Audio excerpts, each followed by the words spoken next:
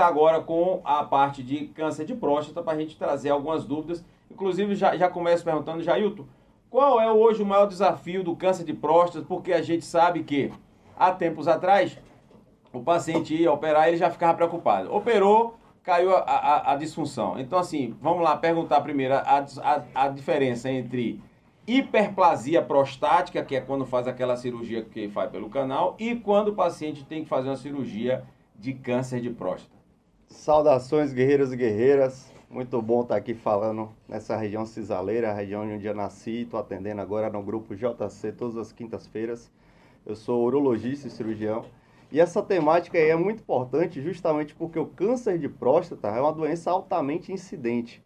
A gente sabe que, por exemplo, ano passado tiveram 70.340 novos casos. Então, não estou falando aí de pessoas que tinham esse diagnóstico, estou falando aí de pessoas que descobriram esse caso, que não antes tratavam, nem sequer sabiam que tinham esse câncer. E a gente sabe que o câncer de próstata, ele é altamente incidente. Ele é o segundo mais comum, ele só perde aí para câncer de pele. E é o segundo que mais mata, só perdendo para câncer de pulmão. Para você ter uma ideia, aqui na Bahia são mais de 10 mil novos casos todo ano. Então eu dou esse diagnóstico todos os dias, tá certo?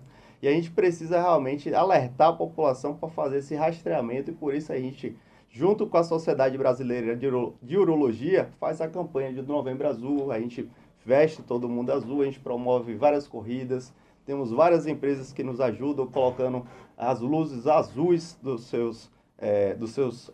das suas recepções. E o câncer, ele se diferencia, entrando na pergunta que você falou, da hiperplasia, justamente pela sua evolução mais maligna. Como assim?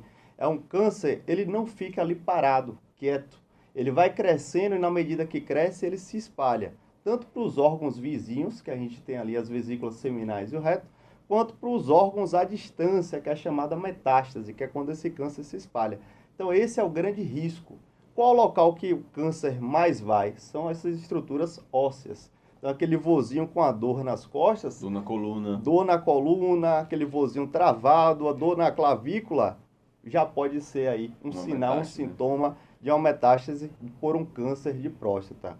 E a gente sabe que esse câncer, se ele não for pesquisado, se ele não for rastreado, ele muitas vezes não vai dar qualquer sinal durante 10, 20 anos. Então, quando se vai ver, já é uma doença extremamente avançada. Por isso que a gente bate muito nessa tecla, que o homem, ele precisa preservar sua saúde, sua virilidade, sua masculinidade como? Se cuidando. Indo ao médico, no mínimo, uma vez ao ano. Mesmo que não sinta nada, ele precisa ir lá fazer os exames de rastreamento. E aí, eu vou já criando a pergunta que é a seguinte: tem muito homem que tem aquela questão do preconceito com a questão do toque retal. Até que ponto a gente deve só fazer o exame de sangue PSA e quando a gente deve fazer o combinado PSA com toque retal? Quais são as linhas de rastreio para o câncer de próstata?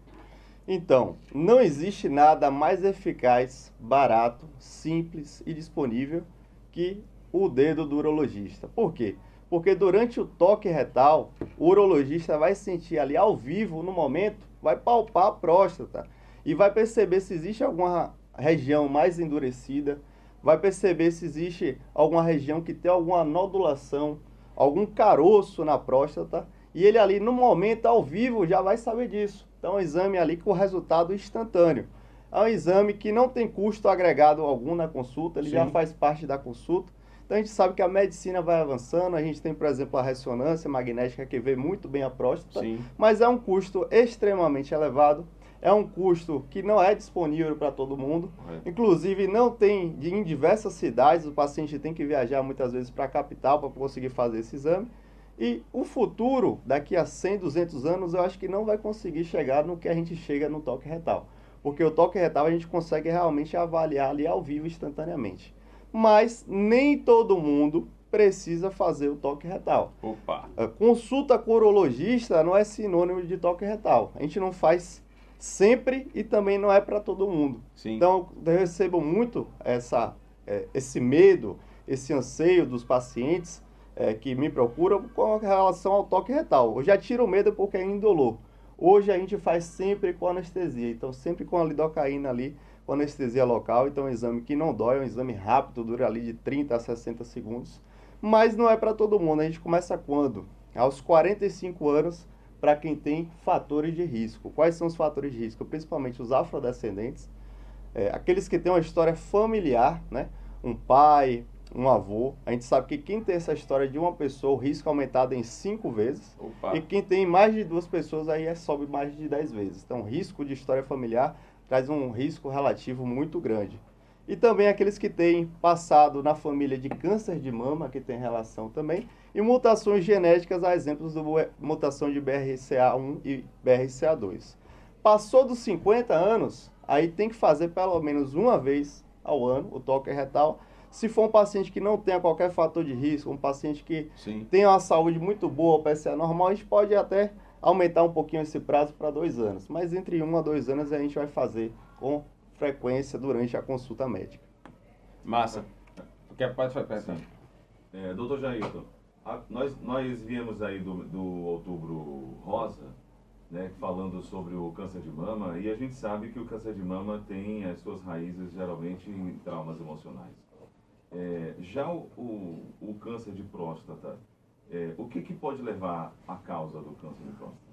O câncer de próstata ele vem muito agregado com o que a gente vem observando aí da epidemia de obesidade. Uau. Sobrepeso, maus hábitos alimentares, Olha que legal. Tabagismo. Então, aquele paciente careca é o paciente que tem um avantajado abdominal, é o paciente que se alimenta de fast food, comidas ultraprocessadas, e aquele paciente que não consegue fazer nenhuma atividade física ou faz uma caminhada leve uma vez ou outra. Esse é o paciente típico aí do câncer de próstata. Esses são os principais fatores de risco. Justamente nisso a gente tem que trabalhar na prevenção. Como é que a gente faz a prevenção? Mostrando que a academia tem benefício, que a prática de atividade física, seja ciclismo, corrida, pedalada, tem benefício. Não é só saúde em geral, mas também saúde de prevenção oncológica, previne aí o câncer.